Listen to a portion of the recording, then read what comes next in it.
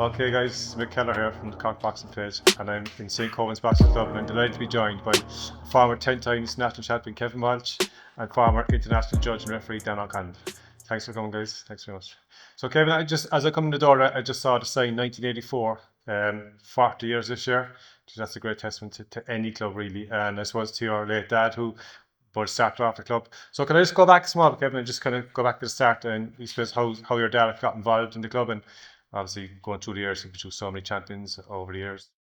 Yeah, so in 1984 it was formed 40 years ago, as you said. There was a man came down from Cork City and he opened up the club, but after a week or two he was gone. But prior to that, my brother Billy would have been always really interested in boxing. He'd always ask Santa for boxing gloves every year, and we had socks. My first fights were socks up in the kitchen, and we were flaking each other with the socks. So then from there, John Hartnett, so the man just left, and then John Hartnett, he was involved with the Klein Club.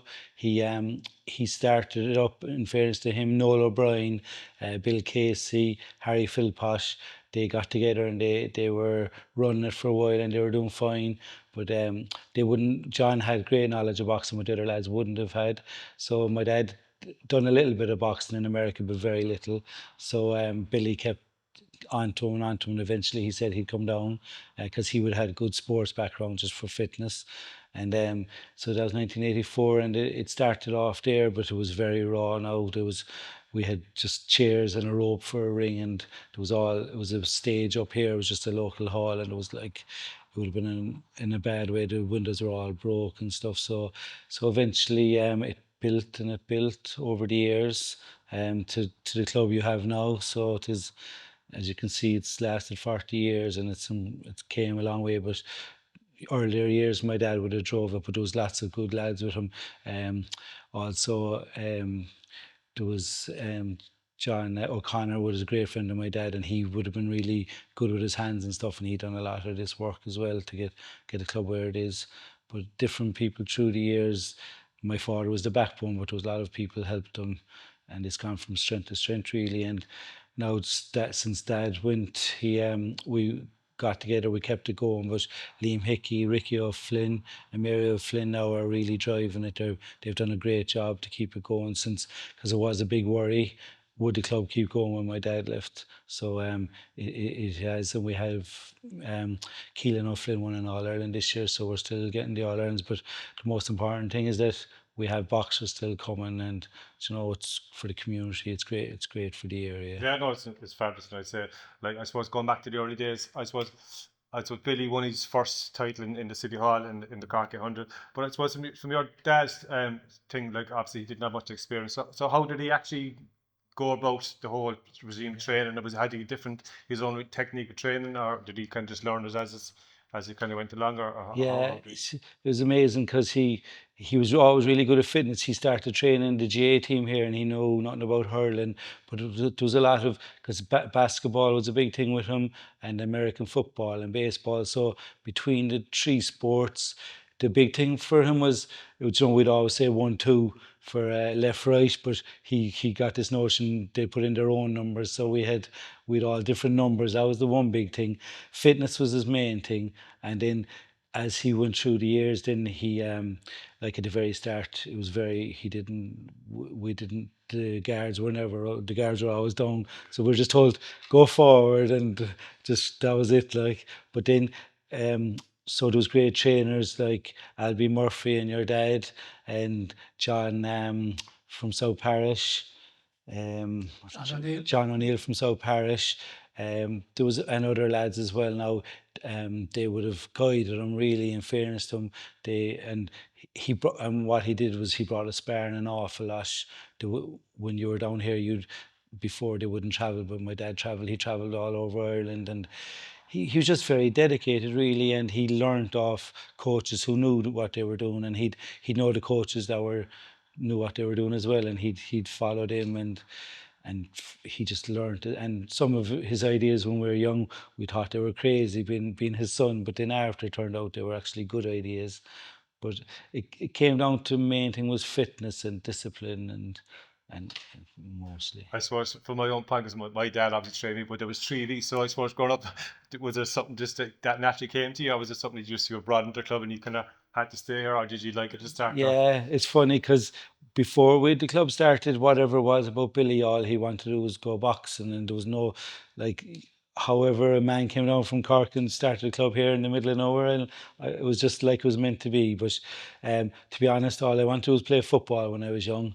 Um, Billy was all he wanted to do was boxing, and Pa was good at everything he done. He was good at the boxing, football, everything. But everything came more natural to him. But to be honest, when I was young, if my dad wasn't my coach, I definitely wouldn't have been boxing. I'd say I might have started, but I wouldn't have developed. But it's funny because people say you shouldn't push your kids in, and I still think you shouldn't. But you have to guide them, and they'll go through phases where they won't want to do it. But my dad he didn't make me do it, but he encouraged me. And then I got older, and I got to travel a lot of the world because of boxing, and it was the best thing. I loved boxing. Then when I got say to the senior level, I loved it because I loved the training and that. But when I was younger, I suppose when I was younger too, Billy would have been probably beating me up in the sparring all the time. So I didn't look forward to the sparring. Yeah. Fights were easier then. I suppose when you're in the ring, I suppose there was no all hell for leather in that ring really, was it? So there was no letting up. But listen, I was going through the statistics recently, and I was going through 22 national titles between the three. Like that's some achievement in fairness, like over the years. I suppose.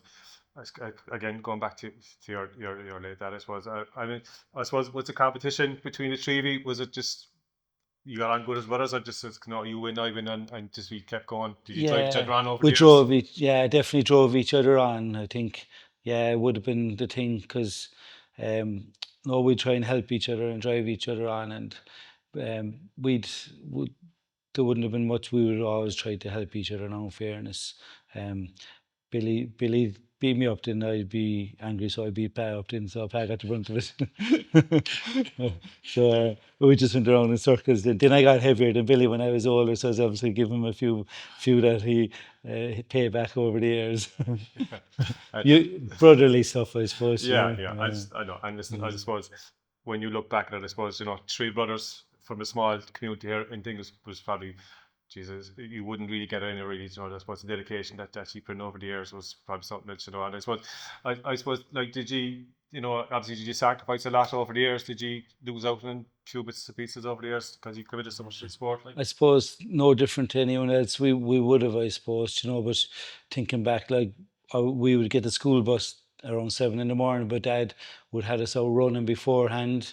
Um, he'd have his sprinting poles, jogging poles. He'd be behind us in the car, beeping the horn and stuff. And then, I suppose the teenage years, then we were just training all the time, and you did miss out and stuff, but it's no different than any other sports person who, like yourself, I suppose. It was just part of life. Um, when it was tough at times, but it's just all you knew, really. Yeah. Well, yeah. So it's once in your DNA, so that you kind of carry on. Then just you coming to me, just your earliest memories of Morris. I know you've been down here for a good couple of years involved. So your first memories of Morris when you came across? Well, my first memory of Morris would be, or my first impression of Morris would be that he was like a sponge. The first time I really got chatting to him, got to know him, was shortly after I disqualified Billy and a Munster County Championship. And the natural reaction of a parent or a coach would come looking for the referee, and he wouldn't be very complimentary. But in Morris's case, he came and said, "Excuse me, can I talk to you? My name is Morris." And he wanted to know why I disqualified him and what did he do wrong, because Morris wanted to learn from the incident to build up his knowledge and to make sure that boxers coming behind Billy didn't make the same mistake. And that was my first introduction. But from there on in, every time we spoke, it was always the feeling that Morris was learning, wanting to learn. And I sometimes think of him, I personally call him Sponge, but that's really just my private thing with that. Yeah. And I suppose Morris was very humble. He was, and he was a quiet man as well. But I suppose what he'd done in general for boxing in general was unbelievable. I suppose. I mean, look at his three sons, like how far he took them on a general basis. I suppose he's his whole training regime was excellent. I suppose even he'd done a few internationals as well. I suppose the man he was coming from America, not knowing anything about boxing to where he went. I suppose testament to. Well, he was a qualified coach, be it in Yeah. a different discipline. So he knew the principles of coaching, Yeah. and he had that fitness background, and he just continued, like I said, from the day I met him, ongoing for the next 20 years that I got to know him and work with him. He was always learning. But not only learning, but taking that learning and imparting it back in. And you could see the quality of the boxers from the St. Coleman's as the years go by. I mean, as Kevin said, in the early days, your hands were down there and you were going forward like a bull terrier, swinging and forward, everything. But lately, then, as Morris developed and as the club developed, the combinations, shouting 6, 7, 8, 9, or 6, 4. I had no idea but obviously a left hook was a 3 and a right cross was a 7. I don't know what it was, but I suppose then for your own thing, then obviously you were a very good international referee and coach. And how did you find that back then? Obviously you were up to stadium probably every couple of weekends and probably going traveling abroad. How do you see, compare back then to now, how you think the way the judging systems are going now? How do you think that is? Judging is a natural human thing, and we all have our own perspectives, and we all have our own visions and opinions. For me, I enjoyed my referees and judges, always did. Never came across a situation where I was enticed otherwise, other than to give of my best. Now I hear lots of incidents where judges and referees have been approached at fairly senior levels. For me personally, I was never in that situation. So, but I assume you're talking about recent decisions in the Olympics. Obviously, the Conlon one was very obvious. That was pure adultery, so to speak. The judges were bribed. They were given big incentives, and we know the result of all that. There are hints that this time around that the judging isn't as it should be. I would argue with a little. I think the referee in the case of Morehouse was just totally out of order, just a poor referee, mishandled the contest, and the result of which we lost the contest. In relation to the other one, it was close enough. I think we did enough to win it, but we didn't. But I wouldn't be on for saying that it was as blatant as the previous ones. I was talking about that, about Zaur. Obviously, Zaur, he's with us now 20 years. You were the man who found him, who brought him to Ireland. So just give us a bit of info on that, how you went about it and spotted. Well, I was over in Georgia doing a referees and judges seminar, being invited over to do my thing. And in the gym, not much bigger than this, we were on this side, and there was a coach down in the corner, and he was on the pads, and he was walking the squad, and he was that. And I play golf. Kevin plays golf as well. That's Sadly. Anyway, I've always used this, that if you see a golfer standing on the first tee, and the way he holds the club and poses and swings the club, you know whether he can play golf or not. You know what standard he is almost. I could tell you his handicap maybe, and he hasn't played. Anyway, it was the same as Zaur. You just see this guy working, and the way he moves and the way he was approaching it.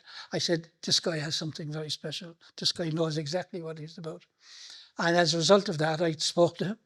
And around that time, there was no high performance. There was no mention of high performance. He was originally planned that we were going to bring him to Cork. And things in Georgia were bad at the time. And he was willing to come if we could get him accommodation and we could get him a job. And I was in the security business at the time, so I was able to fix him up from the job point of view. And we were looking at bringing him to Cork. And in the process of doing that, setting it up over a couple of months and that, the high performance then started. And I said, well, there's an opportunity that might solve all the problems. So we shifted him from coming to Cork as a coach to the high performance where they were ready and able to take him and resolve the salary issues and all that. So That's where he ended up. That's the beginning of it. Yeah, so like the interview process, like obviously he was up against a few other coaches, so obviously his whole, obviously his it's what he obviously had to do at the time just to convince the ABA that he was the right man for the job. Well, he had no English. He came to Cork and he stayed with Myra and myself out in our house for about a week. And we tried to teach him some couple of words of English. But you can imagine that a Georgian with about 6 words of English and all spoken with a Cork accent going to Dublin for an interview for the job in the National Stadium. Do you know what I mean? So that was sort of how... And, you know, it was, I think, pretty much preordained that Billy Walsh, as we know now, prominent international boxer and prominent coach, he was always, I think, earmarked. But such was Zaur's influence on the interview, not the verbal interview, but the practical side of the interview. They had to go practical. That literally he had the squad dancing and pouring, and it was obvious that we couldn't afford to let him go. But I suppose, like, you know, his record is second to none. Right? What's the future for the high performance? Will Zaur be there for another couple of years? I think will he move on? Will he train someone else to take his job eventually? Obviously, but you know, would he still much left? Well, you know, he's probably the most sought after coach in the world today, and he's returned. He's refused many offers.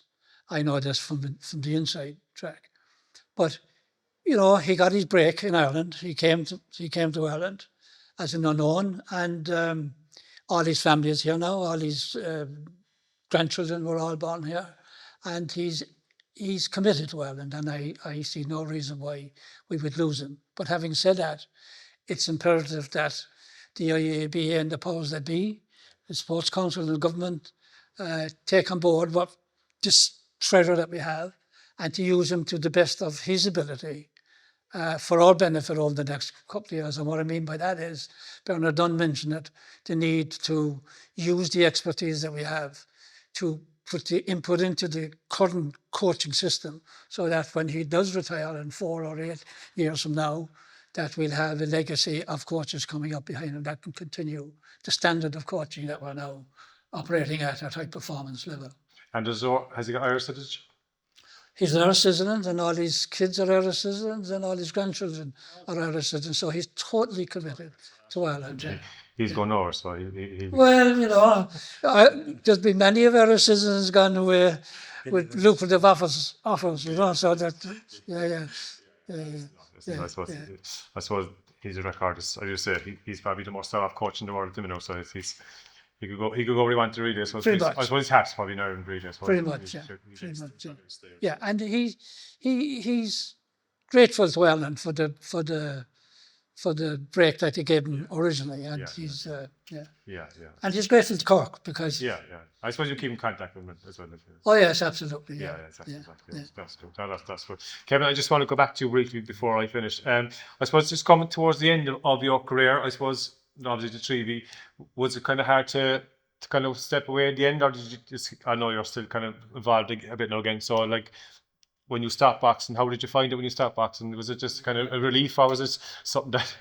It's a hard one because when I was younger, I didn't want to be here for a few years, and then when I was older, as I told you earlier, I loved it. But then when you leave it, there's a void. It's such a big part of your life, you know. There's an emptiness there. But I was lucky that I'd be heavily involved in GA as well and stuff, so kind of had that to backfill as well. But I was like, even when I was boxing, I was coaching as well, helping my dad, and for a few years, and Dad's gone 4 years now, so up to this year I was heavily involved, but this year now I had to stand back just with different work and family things.